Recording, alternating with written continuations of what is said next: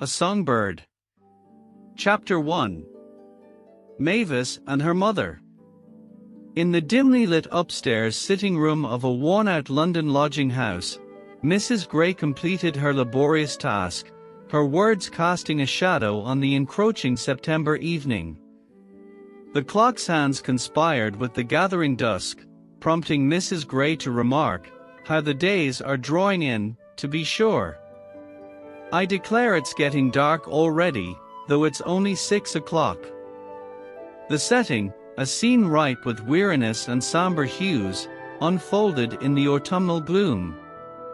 Mrs. Gray, a figure of grace and self-assured stature, rose from her writing table, an air of relief accompanying her actions.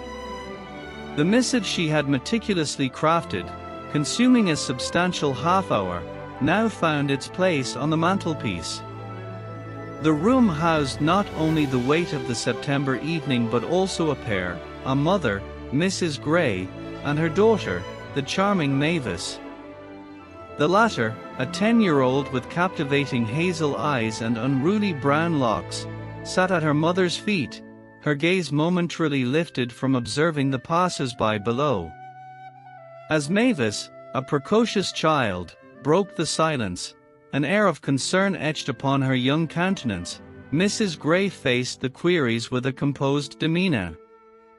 The mother, a widow who had endured the tribulations of life's battles, had taken up nursing after her husband's demise. In recent times, however, employment had eluded her, casting a pall of uncertainty over their future. The revelation unfolded. Mrs. Gray had secured a nursing engagement, an opportunity fraught with both promise and separation. The recipient of her care, Miss Dawson, a delicate 17-year-old heiress, beckoned towards a voyage across oceans, to Australia.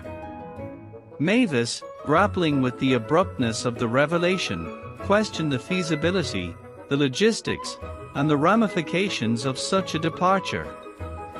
A poignant dialogue ensued, delving into financial constraints, the hardships they had weathered, and the imminent separation.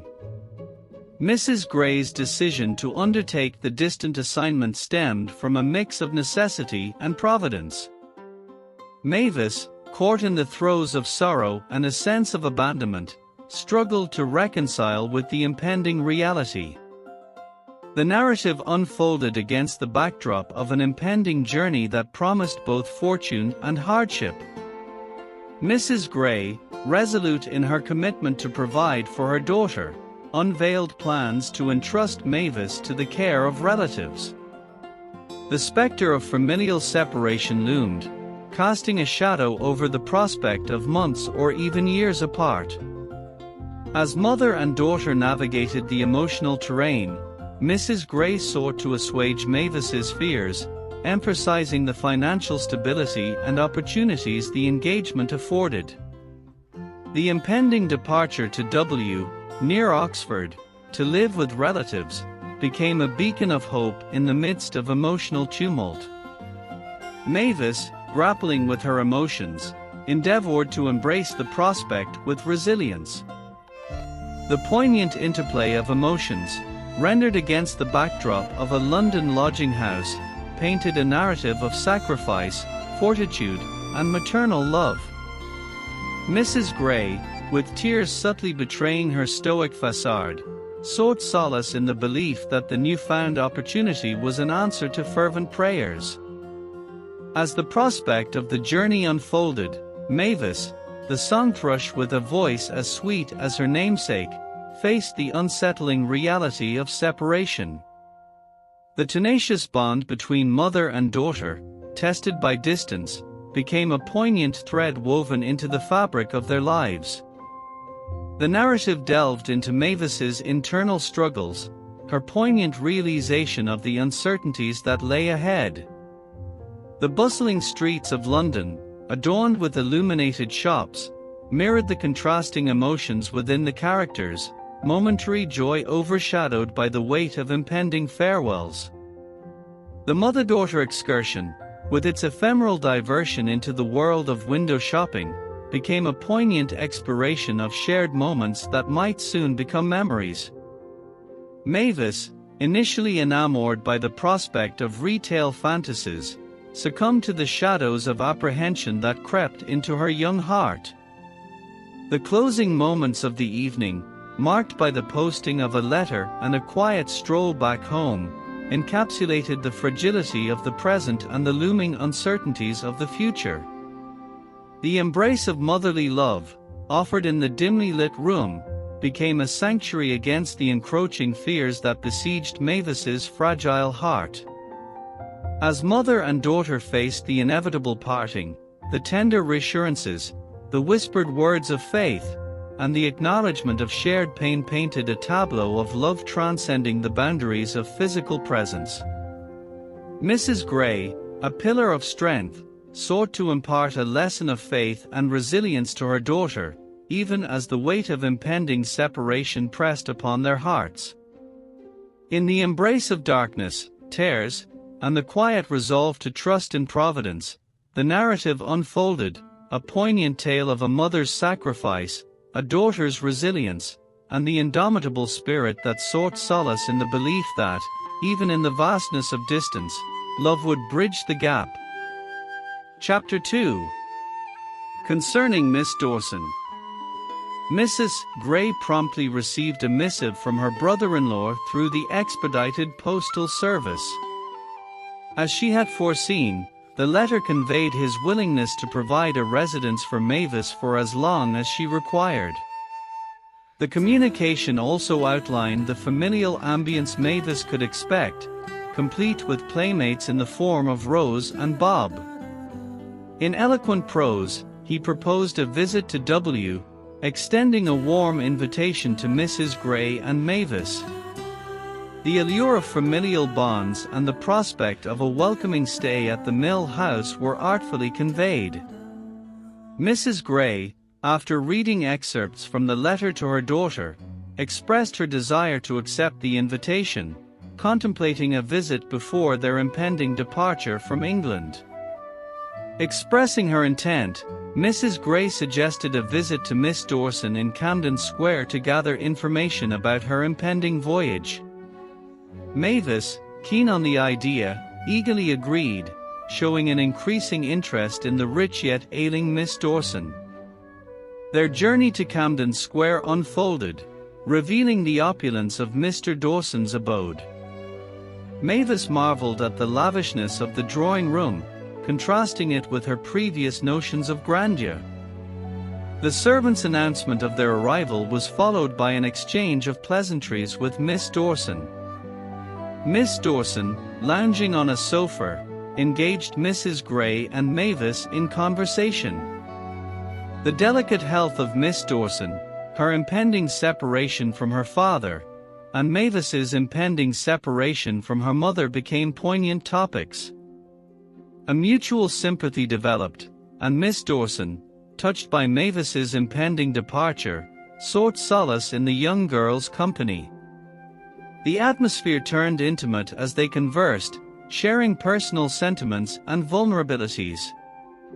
Miss Dawson, amidst moments of vulnerability and genuine emotion, requested Mavis to sing. Mavis, with hesitance, obliged and rendered a selection of songs, including her mother's favorite psalm. The psalm's verses struck a chord with Miss Dawson, prompting an emotional response. Mavis, witnessing this, became an unwitting source of comfort for Miss Dawson, who expressed gratitude for the solace the young girl's singing provided. As the visit neared its end, Miss Dawson, with a sudden change of tone, inquired about the decisions made regarding their imminent journeys. Mrs. Gray relayed the decision to sail from Plymouth on the Nineveh in a week, indicating a limited window for further meetings. Miss Dawson, disappointed but understanding, gifted Mavis a keepsake, a gold chain with a heart-shaped locket, symbolic of their brief yet meaningful encounter. Overwhelmed with gratitude, Mavis bid farewell, promising to remember Miss Dawson in her prayers. The parting, initially with a stranger, now felt poignant and emotionally charged. As they left the luxurious abode, Mr. Dawson, a figure of concern, emphasized the significance of Thursday week, an impending departure that loomed large in Mavis's mind, leaving her profoundly affected. Chapter 3. Their arrival at the Mill House. It was a serene afternoon at the close of September, bathed in the golden glow that often graces the end of summer. The Mill House at W, nestled by the river, stood resplendent in its autumnal charm. The old stone structure, adorned with lattice windows, was draped in vines ablaze with the vivid hues of fall. Overlooking the southwest, a monthly rose adorned the porch, its late blossoms adding a touch of delicate pink. A meticulously maintained plot of grass, bordered by flower beds, unfolded before the house, intersected by a path leading to a wicket gate in the privet hedge that marked the garden's boundary with the high road. At the rear, a spacious yard and a kitchen garden stretched down to the riverbank. On this idyllic autumn day, the mill wheel stood silent, a customary hush settling over the Mill House as Saturday afternoon unfolded. Within, an atmosphere of order prevailed, as the household awaited the arrival of guests. The kitchen bustled with activity as Jane, the capable maid, diligently attended to every detail, ensuring the impeccable cleanliness of the house. Observing the clock, Jane noted the expected arrival time and remarked to herself, "Everything's as clean as a new pin, and so it ought to be, seeing how I've slaved this day." As she opened the door, she ventured through a narrow passage, emerging into a sunlit stone-paved hall. In the porch, the mistress of the Mill House stood, shielding her eyes, anticipating the arrival of visitors. "Are they coming?" Jane inquired, joining her mistress. "The gig is not in sight yet," replied Mrs. John Gray. Known as Mrs. John to distinguish her from Mavis' mother, she expressed a hint of resentment toward Mrs. Gray, pondering on the visitors' motivations. Meanwhile, Mrs. John's musings were interrupted by the arrival of the gig carrying Mr. Gray, his sister-in-law, and Mavis. The household, gathered at the gate, extended a warm welcome. Introductions flowed, and the miller, Mr. Gray, played the genial host. As the day unfolded, the Mill House became a temporary haven for the guests. Mrs. John's straightforward manner, tempered by affection, endeared her to the household. Mavis, initially reserved, found solace with her mother, grappling with the imminent separation that awaited them. Sunday brought a poignant experience for Mavis and Mrs. Gray. Attending the village church services, Mavis felt the weight of impending separation, her heart aching. The sermon, delivered by the elderly vicar, spoke of peace and comfort in solitude, resonating deeply with Mavis' emotions. The hymn that followed, sung with heartfelt conviction, provided a bittersweet soundtrack to the eve of parting. As the day drew to a close, Mavis, with a heavy heart yet touched by the warmth of her temporary home, retired to her room. Tears dampened her pillow, but as she awoke to a new day, she glimpsed a beautiful view and faced the challenges that lay ahead with a mix of trepidation and hope. The Mill House, with its welcoming embrace, became the backdrop to a poignant chapter in Mavis and Mrs. Gray's journey. Chapter 4. Mrs. Gray's departure. Mrs. Gray was going to leave the Mill House soon after breakfast on Monday morning. So, she got up very early, got dressed, and packed her bag before Mavis woke up. Mavis found her mom standing by the window when she opened her eyes. "Good morning, Mom. Did I oversleep?" Mavis asked. "No, dear," Mrs. Gray replied, kissing Mavis. "But get up now. I want to talk to you before breakfast. We won't have time afterward." Mavis quickly got out of bed. While she was getting dressed, her mom told her that she would be going to school with Rose starting tomorrow. "Tomorrow?" Mavis exclaimed. "I wanted to enjoy the nice weather and the beautiful countryside before school." Mrs. Gray smiled and said, "You'll have Saturdays off, and school hours aren't too long. Rose doesn't find it too hard." "I think I'll like Rose," Mavis said. "And I already love Uncle John." Mrs. Gray explained that Aunt Lizzie would write often and that Mavis should be good at school and obey her aunt. Mavis expressed her gratitude for the locket and chain Aunt Lizzie gave her. "You can pray for her, as she asked you," Mrs. Gray said. "She's not well and might never see her father again. It's sad for her." "She'll have you, Mom," Mavis said, with a little sob. "Yes, but I'm a stranger to her. Be a good girl during my absence, okay?" "Of course, Mom. I hope you won't be gone too long." "I hope so too." After saying their prayers together, they went downstairs for breakfast. Everyone was sympathetic, knowing Mrs. Gray was leaving. After breakfast, Rose and Bob went to school, and Mr. Gray prepared to take Mrs. Gray to Oxford. Mavis wanted to accompany her mom to the station, but Mrs. Gray declined. The farewell was emotional, and Mavis couldn't hold back tears. Her aunt and Jane were supportive, but Mavis preferred to be alone in her room for a while. Later, Jane found Mavis and mentioned her aunt's whereabouts.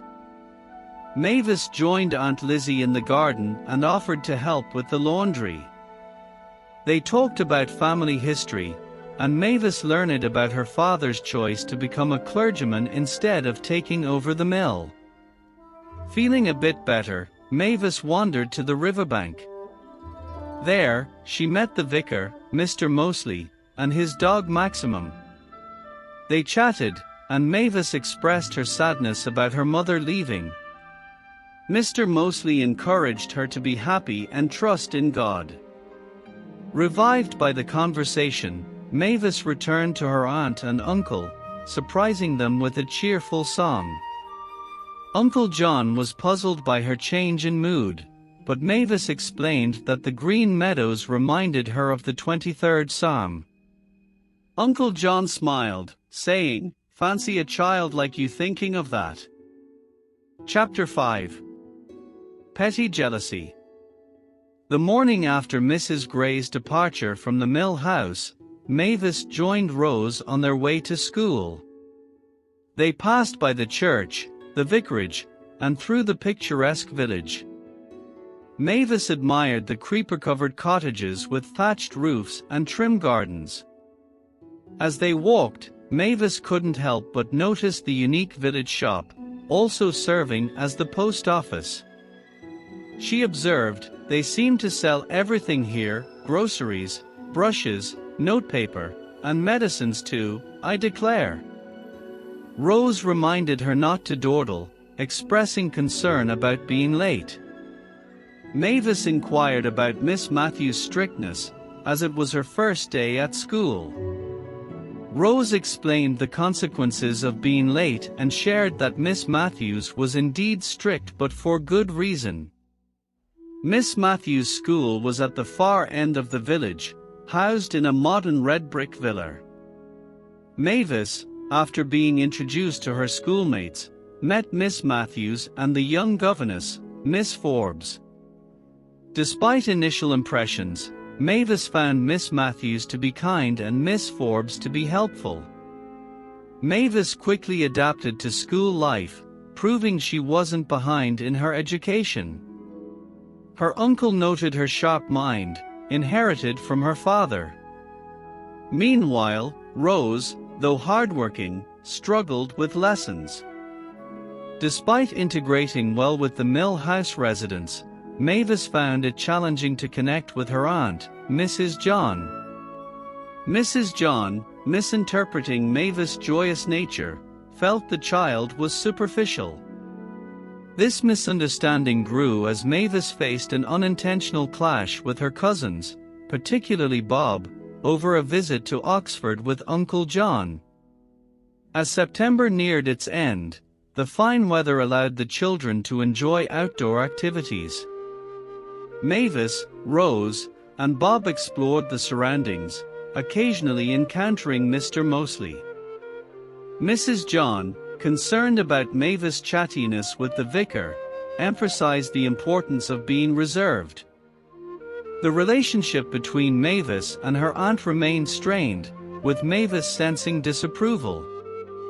Mrs. John, despite her intentions to be fair, noticed Mavis' growing affection for Uncle John. This dynamic created an undercurrent of tension at the Mill House, leaving Mavis to ponder whether her efforts to please her aunt were in vain. Chapter 6. Rose in Trouble. Autumn had given way to winter, ushering in a prolonged period of wet and dreary weather with persistent rain and westerly gales. The flat landscape between W and Oxford lay submerged under floodwaters, a consequence of weeks of almost incessant rain. Seated at a small table by her bedroom window, Mavis diligently penned a letter to her mother. Glancing at the leaden sky, she hoped for a break in the clouds. "I don't recall such terrible weather in London," she mused. "Or maybe I just didn't pay much attention. I wonder what will happen if the floods keep rising. It feels like we're almost surrounded by water already." Rose knocked on the door, inquiring if Mavis was almost done with her letter. "Yes," Mavis replied. "I'm finishing up now. Come in, Rosie." The two cousins, despite a 2-year age difference, had become close. Mavis, having been privy to her mother's struggles, often seemed older than her actual years. Rose, on the other hand, had enjoyed a comfortable life. "What's bothering you, Rose?" asked Mavis, sensing an air of gloom about her cousin. "Oh, nothing unusual," Rose replied, hinting at a recurring challenge. "Mother scolded me. She's not happy with my progress at school.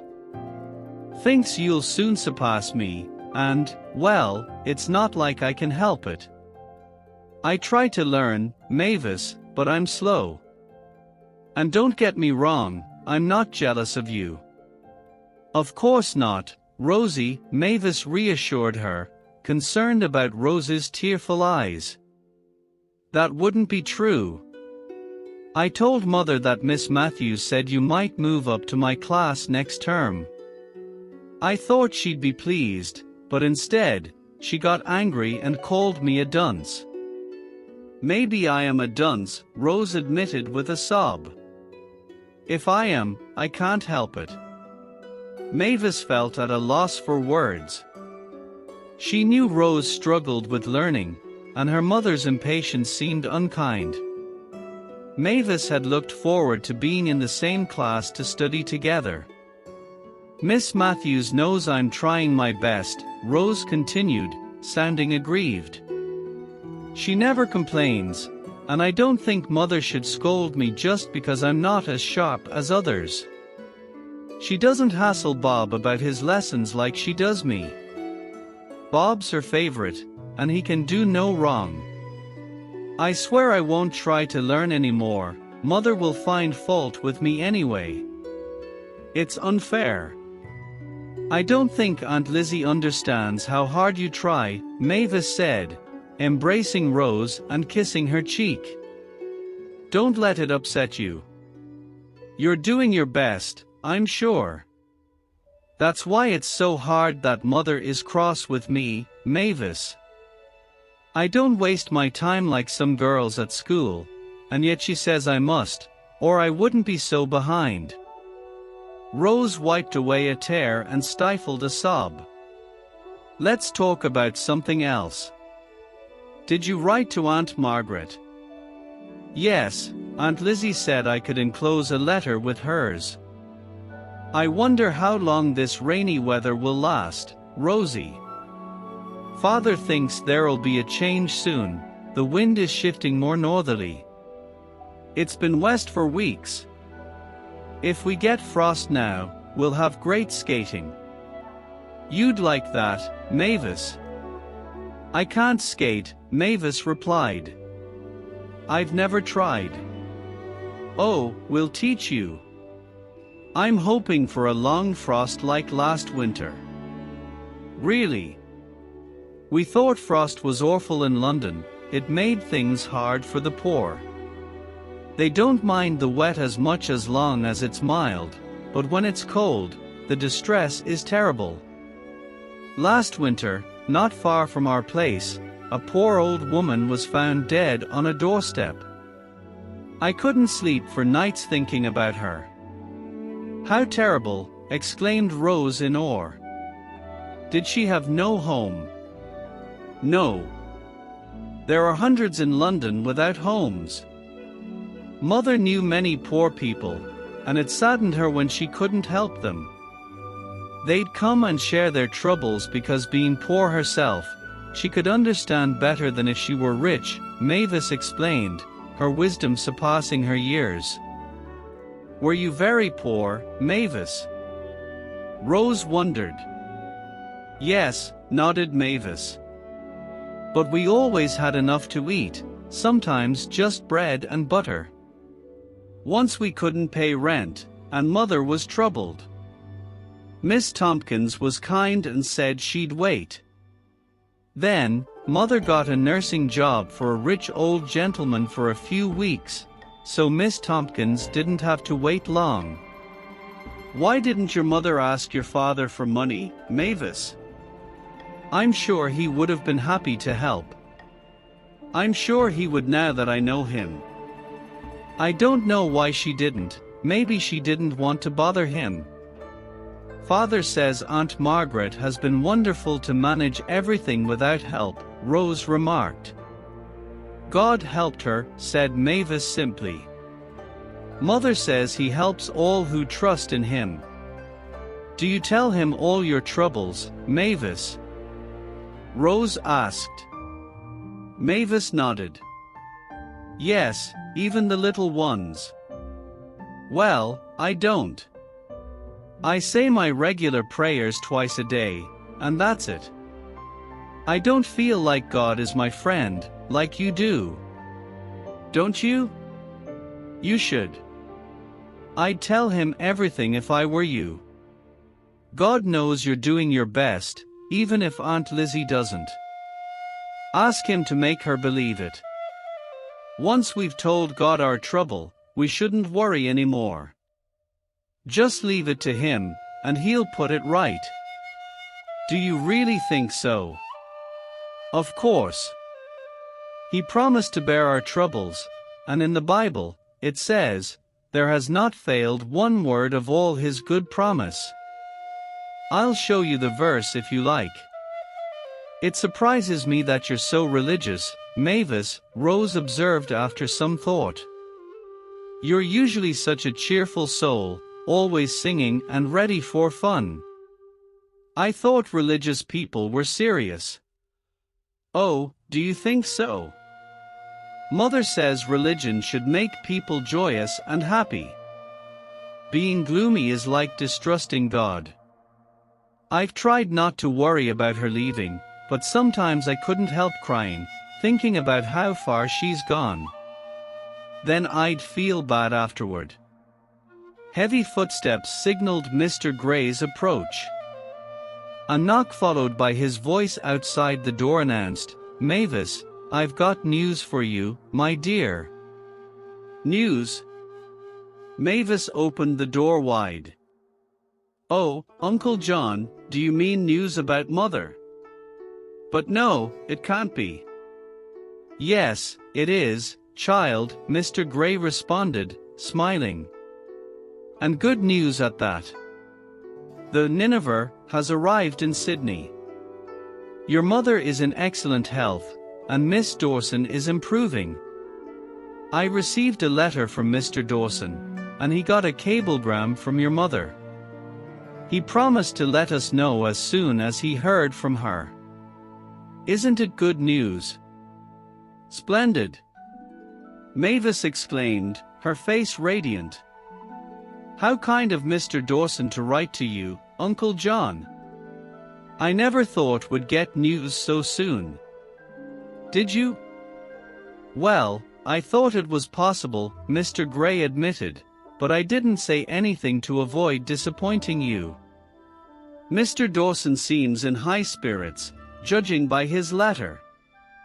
I don't believe your mother would raise his hopes about his daughter without good cause. The change of climate might indeed improve the young lady's health. I hope and pray God spares her life.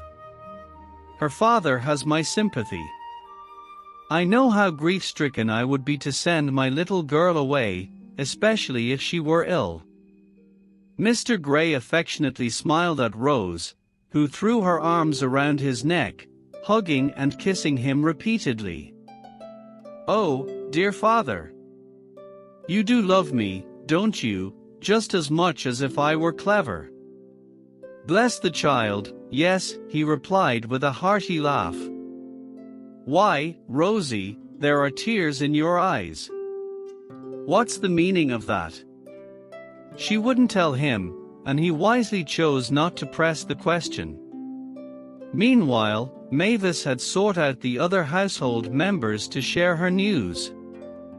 Her heart brimmed with joy, and her aunt noticed the brightest, happiest pair of eyes as Mavis peeked around the kitchen door. "Such good news, Aunt Lizzie!" Mavis exclaimed, explaining the details. "Thank God for their safe journey," Jane interjected, pausing from stove cleaning. "I do thank him," Mavis replied softly. "How relieved Mr. Dawson must be," Mrs. John remarked, continuing her Saturday afternoon task of cleaning dishes. "Poor man, I sympathize with him, especially since Miss Dawson is his only child. If your mother brings him back his daughter in good health, he'll be grateful indeed." "Mother will take good care of her," Mavis assured. "She's an excellent nurse, everyone says so. But only God can make Miss Dawson well." "That's true," Jane nodded, returning to her stove. "I don't think that child ever forgets that God is above all," she commented. "Let's hope she always remembers it." "She's a peculiar little thing," Mrs. John replied. "Childish in some ways and yet so thoughtful beyond her years." Chapter 7. A Great Gift. As the days unfolded, anticipation for the concert grew in Mavis's heart. She practiced her singing diligently, occasionally seeking solace in the woods where she had first discovered the beauty of her voice. The winter days passed, and Christmas approached, bringing with it a festive atmosphere to the village of W. One afternoon, shortly before the holiday, Mr. Mosley visited the mill house to discuss the details of the upcoming concert. Aunt Lizzie, still skeptical about Mavis's involvement, questioned the appropriateness of a young girl performing in public. However, Mr. Mosley, with his characteristic warmth, reassured her that Mavis's talent was exceptional and could bring joy to the villagers. During their conversation, the topic of the hungry stranger from the previous encounter resurfaced. Mr. Mosley, having heard about the incident, commended Mavis for her compassion and suggested that the spirit of giving should extend to the concert. He proposed that a portion of the proceeds be donated to those in need within the community. The idea resonated with Aunt Lizzie, who, despite her initial reservations, found merit in the concept of using the concert as an opportunity to contribute to the welfare of others.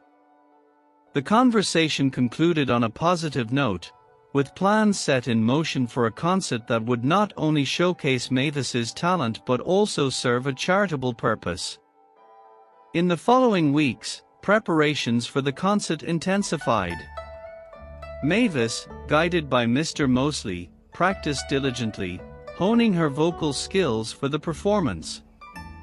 As the day drew nearer, a sense of nervous excitement filled the air, not only for Mavis but for the entire village. On the eve of the concert, the mill house bustled with activity. Aunt Lizzie, despite her initial reservations, became actively involved in coordinating the event.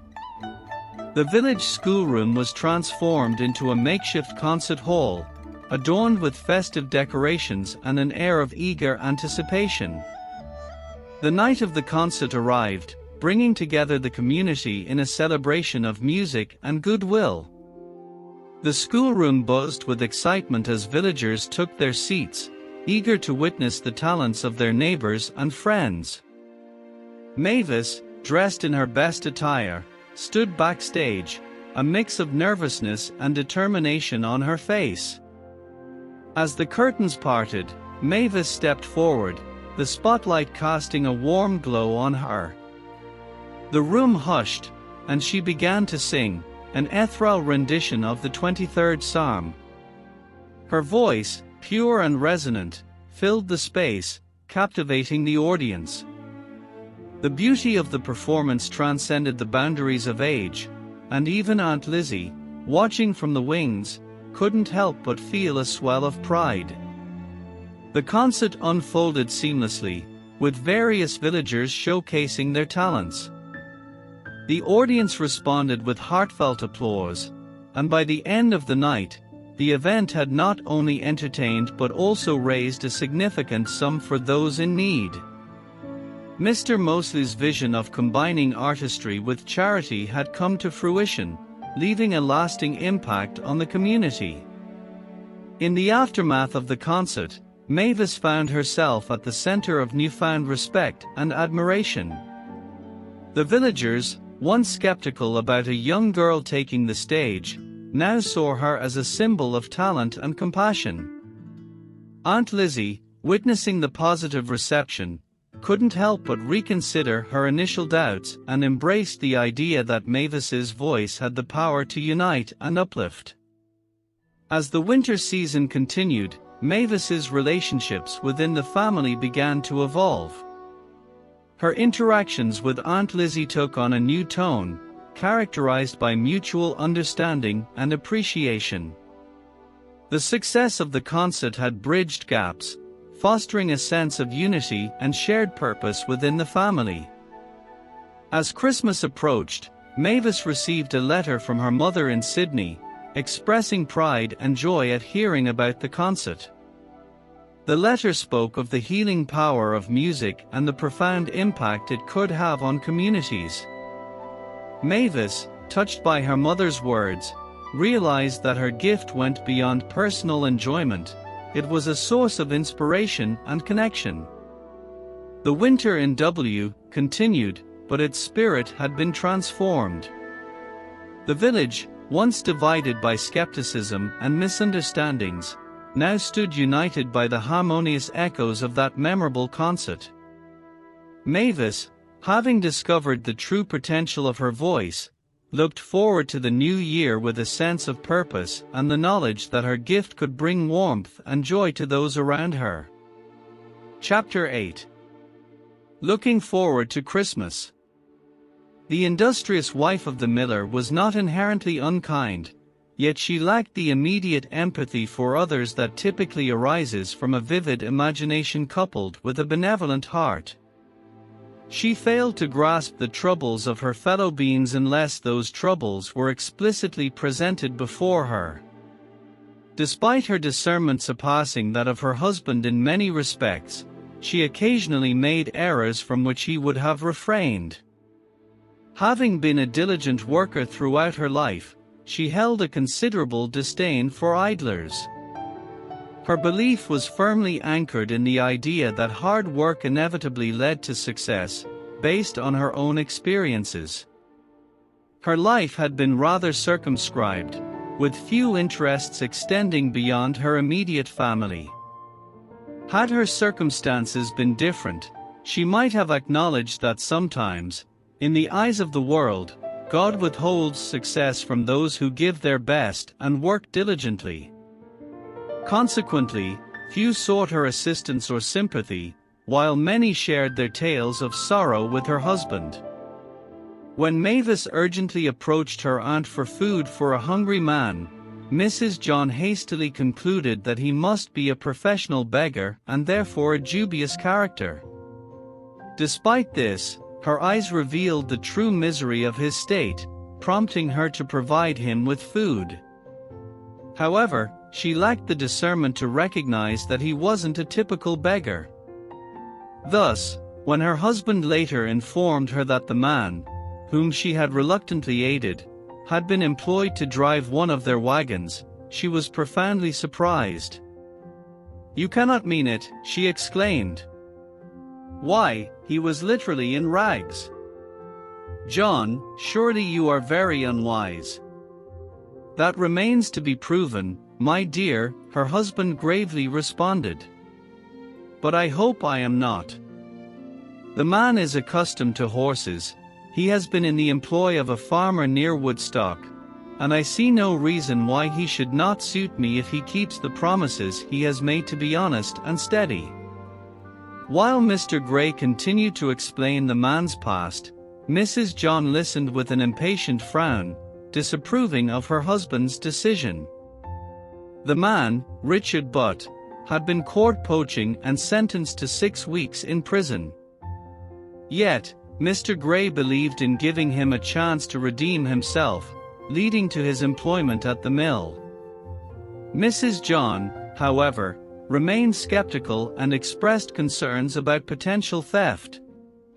The family, especially the children, tried to convince Mrs. John of their trust in Richard Butt, emphasizing the importance of offering a helping hand to those in need.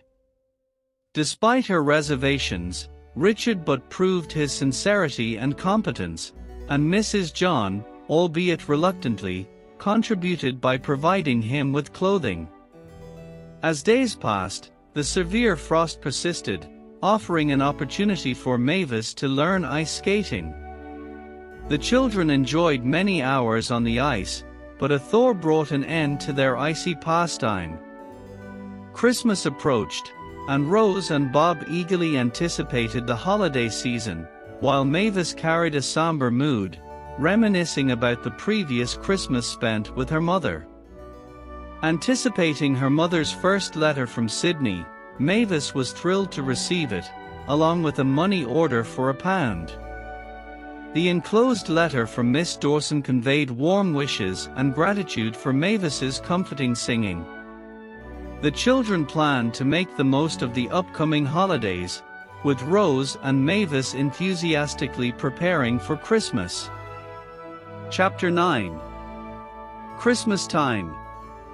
"There, all my gifts are prepared," Mavis declared contentedly one morning a few days before Christmas. She sealed a small parcel with red wax after securely tying it with cord. "I hope Miss Tompkins will appreciate the handkerchief sachet I'm sending her. She'll surely love it," Rose commented while observing birds outside the parlor window that she had been feeding with bread crumbs. "I wonder when Miss Dawson's Christmas box will arrive, Mavis." "Soon, I expect. It might come any time now since Christmas is approaching," Mavis replied. The two girls had started their holiday 2 days earlier and had been busy with Christmas preparations ever since. Mr. Gray had graciously driven them to Oxford to make purchases, leaving only a shilling or so of Mavis' original £1. The rest was spent on gifts, carefully hidden in Mavis' trunk until Christmas Day, known only to Rose. "I'm curious about what Mother is doing in the kitchen," Rose remarked. She mentioned having a leisurely day as the puddings are ready, mincemeat is made, and we're having a cold dinner. But I've heard her bustling about as if she's very busy. Let's go see what she's up to. The girls entered the kitchen to find Mrs. John packing a hamper with Christmas goodies. I might be foolish to do this, she said to Jane with a half smile, but it's your master's wish, and I won't go against him. There'll be 10 shillings worth in this hamper, if not more, with that plump chicken, pudding, mincemeat, tea, butter, and, well, children, she added, looking at the girls. Who is the hamper for, Mother? Rose inquired with curiosity. For Richard Butt's wife, Mrs. John replied briefly. Oh, how kind of you, Aunt Lizzie, exclaimed Mavis. She will be thrilled, won't she? We hope so. But the credit isn't mine, it's your uncle's idea. Fill in the corners of the hamper, Lizzie, he said, and that's what I'm doing. I'd love to see when that hamper is opened, Jane commented as Mrs. John finished cordoning it. It'll be like a blessing, I reckon. But was talking to me about his wife and child yesterday, and... His child, Jane. I didn't know he had one, Mrs. John interrupted, surprised. The baby's only a fortnight old, I didn't know either until yesterday. Is it a girl or a boy? A boy, a healthy little chap, so Butt's mother-in-law has written to tell him. He must be eager to see the baby. Mrs. John said with a softened expression. He's hoping to. There'll be a vacant cottage in the village at Christmas, and he plans to take it. Then, as soon as possible, he'll ask for a couple of days' holiday to bring his wife and baby. You seem to be well informed, Jane. Jane nodded. The hamper was now corded, and Mrs. John just needed to address the label. She glanced out of the window and turned to Rose. But is in the yard now, he's going to Oxford with the wagon soon, so he can send off the hamper himself from the station. Tell him I need him. Rose went to fetch Richard Butt, who had markedly improved since the day Mavis gave him help. He was now well dressed and carried himself with confidence. What's your wife's address, Butt? Mrs. John inquired. My wife's address, Butt exclaimed, surprised. Yes. The hamper is for her, containing a chicken, a pudding, and a few other things. You're to send it off from Oxford. Here's the money for the carriage. What's the address? Butt provided the address, and Mrs. John wrote it on the label, which she attached to the hamper. I can never thank you properly, Butt stammered, overwhelmed with gratitude. He looked at the shilling Mrs. John had given him, then at the hamper. God bless you for your goodness, he added fervently. It's your master's doing. It's not me. Take the hamper with you. By the way, I hear you have a little son, but I hope his father will set a good example for him. The tone was warmer than the words, and Butt left with the hamper, radiating joy. I've never seen anyone look happier, Jane remarked. Who's next? She exclaimed as there was a loud knock at the back door. Jane investigated and returned with a large wooden box. It's from the railway van and addressed to you, Miss Mavis. No payment is needed, but you must sign this book to confirm delivery. It must be Miss Dawson's Christmas box. Rose exclaimed. Mavis, feeling important, signed the delivery book under Jane's guidance. Mrs. John suggested, untie the knots so the cord can be used again, it's a sturdy piece. Let me help, and she did. Now, Mavis, go ahead and unpack. Mavis eagerly opened the box, revealing several packages containing preserved fruits and sweetmeats, a beautifully bound and illustrated storybook, new games that delighted Rose, and, lastly, a cardboard box with a sealskin cap and matching muff. "Oh!" Mavis gasped, too thrilled to find words. "Put on the cap, Miss Mavis," suggested Jane. "Let's see how you look in it."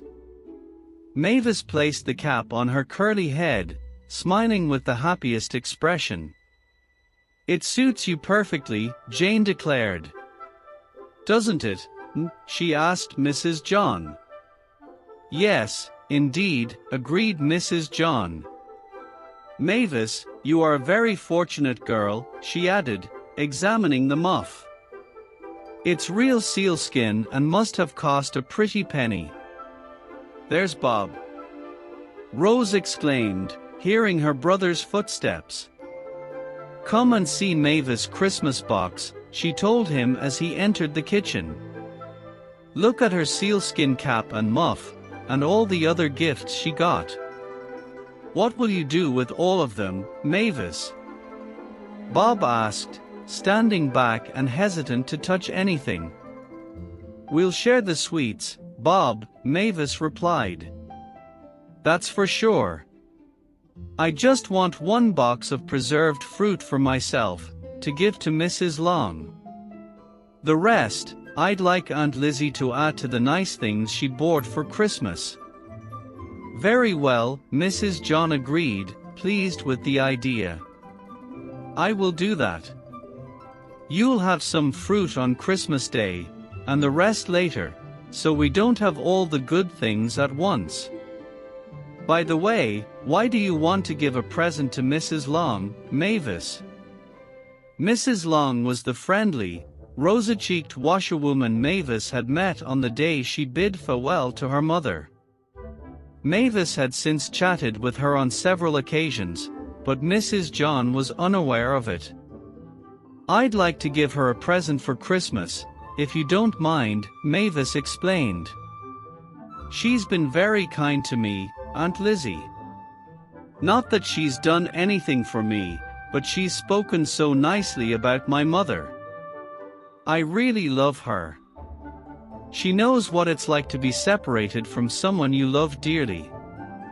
Her daughter married and went to New Zealand, and her husband's passed away. Now she's all alone. I'd like to give her a little Christmas present, if that's okay with you." "Of course, child. These gifts are yours to do as you wish. It's a lovely thought. I want others to enjoy them too," Mavis said earnestly. "I've never had anything to give away before this Christmas." Later that day, Mavis and her cousins visited Mrs. Long's cottage in the village and presented her with one of the prettiest boxes of preserved fruits. Mrs. Long was delighted, and the act of kindness added to the joyous spirit of Christmas. It turned out to be a happy Christmas for Mavis, despite her initial apprehensions. She shared the highlights with her mother in a letter, expressing her gratitude for the many gifts from the Mill House and Miss Tompkins, along with Christmas cards from school friends. "I have so many friends now," she wrote. "Last Christmas, I had so few. When we meet, I'll have a lot to tell you, dear mother. I can't write everything. Aunt Lizzie mentioned that I'll be singing at a concert on New Year's Eve, singing your favorite psalm. Mr. Mosley thinks my voice is a great gift. He's a very nice man and has been very kind to me. I believe there are many kind people in the world." Mavis hadn't revealed to her mother any tensions with her aunt, unable to explain the complex dynamics. Lately, however, she found improved understanding with her aunt. Mrs. John had acknowledged Mavis' unselfishness and gratitude, recognizing the light-hearted nature of the songbird. The New Year's Eve concert in the village schoolroom proved to be a great success. As Mavis took the stage and sang with heartfelt emotion, the audience responded with admiration and applause. Encouraged by their requests, Mavis sang a Christmas carol, delivering a performance that resonated with the audience and left a lasting impression. Chapter 10. Sickness at the Mill House. Oh, Mavis. Oh, Bob. Mother is very sick. It's so sad. The doctor is sending a nurse from the hospital to take care of her. He thinks she might be sick for a long time if she gets better, Rose said with a lot of tears. This happened in the living room at the Mill House on an afternoon in the first week of the new year. Rose quietly came into the room, looking worried. She heard her dad talking to the local doctor. The doctor was called to check on Mrs. John, who had been feeling unwell since the night of the concert when she got a cold. Until that morning, no one thought she was very sick. But she said she couldn't get out of bed and couldn't have breakfast with her daughter. Worried, her husband got help from a doctor, and the news was not good. Mrs. John was very sick with pneumonia because of not taking care of her cold. If she gets better? Bob asked, confused. What do you mean, Rose? Isn't it just a cold that Mom has? No, it's more serious, pneumonia. Mrs. Long's husband died from pneumonia, Rose said, crying more as she remembered. Don't cry so much, Rosie, Mavis said. People often get better from pneumonia. My mother has taken care of many pneumonia patients, and none of them died. Don't worry, Aunt Lizzie will get better.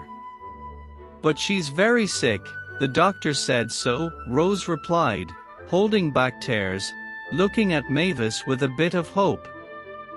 He said she needs careful nursing, and he couldn't be sure if she'll get better. Doctors can't always be sure, Mavis wisely said. My mother says they can only do their best and leave the rest to God. I feel sorry for Aunt Lizzie. I hope she gets better soon. The doctor says we shouldn't go into her room, Rose sighed. I heard him tell Dad, don't let the children disturb her by going into her room, she needs to rest. As if we would disturb her. Bob said, angry but holding back tears. It was hard for him to stay calm. After that, a nurse from Oxford took care of the sick room. In the following days, Mrs. John's condition got very close to being very sick, making everyone worried. The house was quiet with soft footsteps and quiet voices. Finally, one day, Mrs. John started getting better. From that point, she kept getting better until, on a special morning, the doctor said she was not in danger anymore. Can we visit her soon, Dad? Rose asked happily when she heard the good news. I think so, my dear, he answered. She'll ask for you soon, I believe. But she was too sick to notice anything or anyone. Don't forget to thank God for saving your mom, Rosie. No, Dad, she said seriously. Bob, Mavis, and I prayed for God to make Mom better, and it looks like he did. I felt so powerless and worried, and only God could help, so you asked him for help. Many people do that. They forget God when things are good but ask for help when things are tough. God's love is always there. Did you find God to be a good friend, Rose? Yes, Dad, I did. Mavis said I would, She reminded me that Jesus said, "Don't be troubled or afraid," and that I should trust him. I tried not to be afraid. I could only pray, and after some time, I felt God really listened to me. I don't think he'll feel far away again. Mr. Gray was right. Soon after the doctor said things were looking good, Mrs. John wanted to see her children. They went to her room for a short visit, each getting a kiss from their getting better mom and hearing, in a weak voice, that she was really improving. As days passed, Rose spent more time in her mom's room and even helped take care of her aunt. The nurse said she was good at it, making her proud and happy. "Guess what, Mavis?" Rose said excitedly. "The nurse thinks I'm good at nursing. Can you believe it? If Mom didn't get sick, I might never have known. I'm happy to know I'm good at something." Meanwhile, Mrs. John got stronger. Even though she didn't ask to see Mavis, she thought about her and missed hearing her in the house. "Where is Mavis?" she asked Rose. Finding out that Mavis was downstairs in the living room, she asked, "Why don't I hear her singing anymore?" "Oh, Mom, she stopped singing because you're sick," Rose said. "She wouldn't bother me, I'd like to hear her. It must be hard for her not to sing. I think she didn't feel like singing. We were all worried about you, Mavis too. I don't know how I could have handled it when you were very sick if it wasn't for Mavis." "What do you mean, Rose?" "She kept me positive about you, Mom.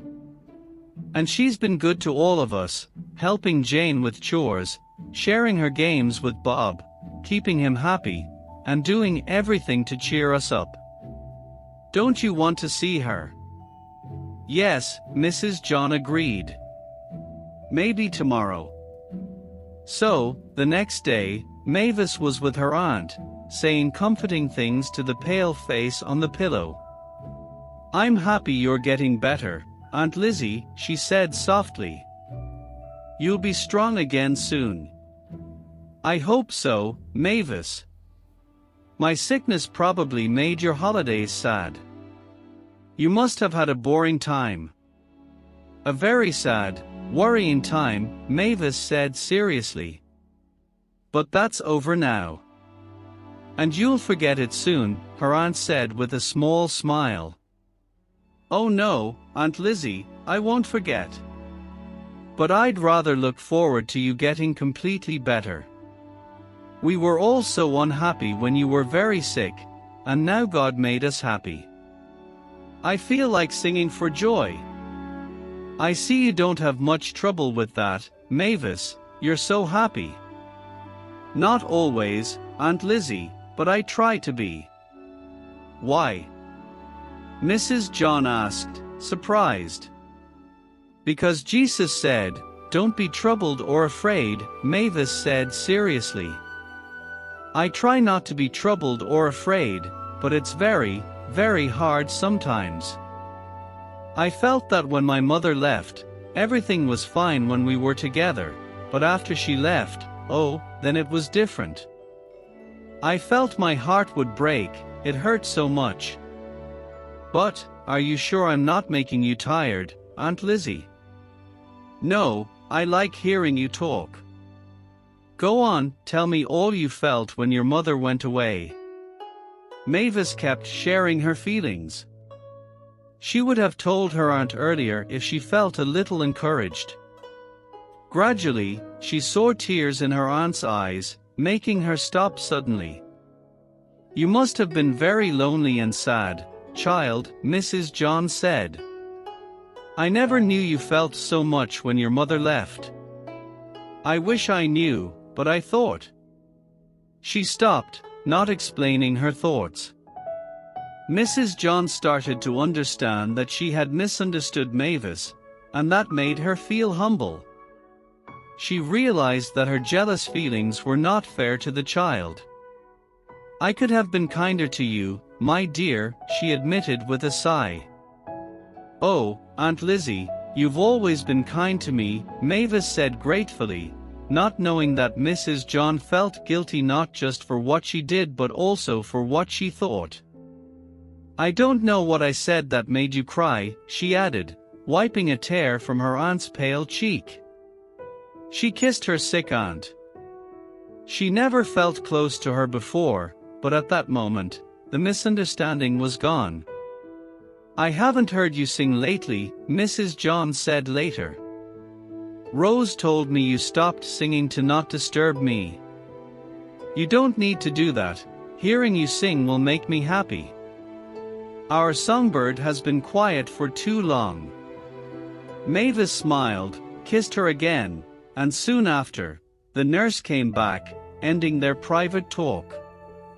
As the young people went back to school, Mrs. John kept getting better. It took some time before she could do her normal work, but with the days getting longer, her strength increased faster. The doctor said she only needed the spring sunshine to fully get better. Meanwhile, Mavis got good news about her mother. Miss Dawson was getting better, and there was hope she would come back to England fully healthy. But it wasn't clear when. Mavis was so happy about this.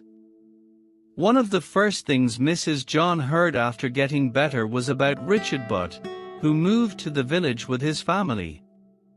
Jane, their housekeeper, shared the news, saying Mrs. Butt seemed nice and their baby was doing well. Mrs. John was happy about this, and she liked hearing how well Butt worked.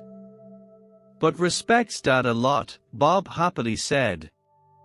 "And he should. He told me he was really worried when Dad gave him work. He said Dad was one of the few people who didn't treat him badly when he was in trouble." "I get it, don't you, Mom?" "Yes," she said shortly. "So do I," Mavis said. "I think the kind person in the story of the Good Samaritan must be a lot like Uncle John." There was one thing Rose was worried to tell her mom, that she and Mavis were in the same school class now. She was scared of her mom's reaction, but she found out that Mavis already told her. Mavis also told her about Rose being worried she was learning slower. Mrs. John, along with Miss Matthews' good report on Rose working hard and being patient, knew she judged Rose too quickly. Even if she's not as fast as her cousin, she has many good qualities, Mrs. John thought. God doesn't give everyone the same gifts. I've been wrong to compare the children. So, she spoke kindly and supported Rose about this. Rose, happily surprised, said, "Oh, Mom, I thought you'd be mad at me for letting Mavis catch up to me in lessons. I really did my best. I know I'm slow and not very smart in many ways, but God gave me a talent, and now that I know, I don't mind. Nurse said I'm really good at nursing, so I want to be a nurse when I grow up. Mavis will probably be a great singer, but I'll be happy being a nurse." Mrs. John didn't say anything right away, but she gave Rose a warm kiss. Rose felt her mom's approval and said, innocently, "I asked God to help you understand that I tried my best, and He did." Chapter 11. Happy Days. It was a splendid May afternoon. The garden of Mill House was adorned with blooming lilac and laburnum trees, while fritillaries, also known as snakes' heads, dotted the meadows around W, rising above the fresh green grass alongside buttercups and daisies. "Those fritillaries are such peculiar flowers," remarked Mavis, who, along with Rose, had taken a walk towards Oxford along the towpath and was now returning. She held a bunch of fritillaries in her hand. "Despite their resemblance to snakes' heads, I find them quite beautiful," she added. Rose agreed, and as they walked, they noticed Mr. Moseley ahead of them, accompanied by his dog Max, who had been splashing in the water. Excitedly, Mavis looked forward to sharing her news with him. "I've never been this happy in my life," she exclaimed. After catching up with the vicar, Mavis shared the news of her mother and Miss Dawson's imminent return. Mr. Moseley, recognizing her radiant expression, remarked kindly, "No wonder you look so radiant." The conversation turned to the past, reminding Mavis of a time when she was in distress and Mr. Moseley had comforted her. Reflecting on the changes, Mavis noted the improved understanding between her and Aunt Lizzie, especially after her illness. As they continued walking, Mr. Moseley briefly mentioned his own sorrow, sharing the story of his daughters who had passed away due to lack of resources for a sea voyage and a warmer climate. Mavis empathized with the tragedy of such situations. The conversation shifted, but Mavis could sense Mr. Moseley's personal connection to the story. Silently, they walked together until they reached Rose, and Max playfully showered her with water. The girls said their goodbyes to the vicar as Max followed his owner home. In the following weeks, Mavis eagerly anticipated her mother's return, and when the day arrived, the reunion was joyous. The narrative then shifted to Mavis' life at the Mill House, her growing understanding with Aunt Lizzie, and her continued happiness. Eventually, Mrs. Gray's departure led to a return to school for Mavis, and the summer holidays brought a surprise.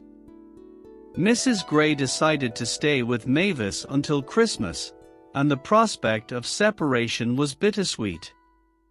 The narrative then jumped to Christmas Eve, where Mavis found herself with her mother and Miss Dawson in a joyous atmosphere. The revelation of Mr. Dawson's plan to build a convalescent home for girls, with Mrs. Gray as the matron, left Mavis in disbelief and delight.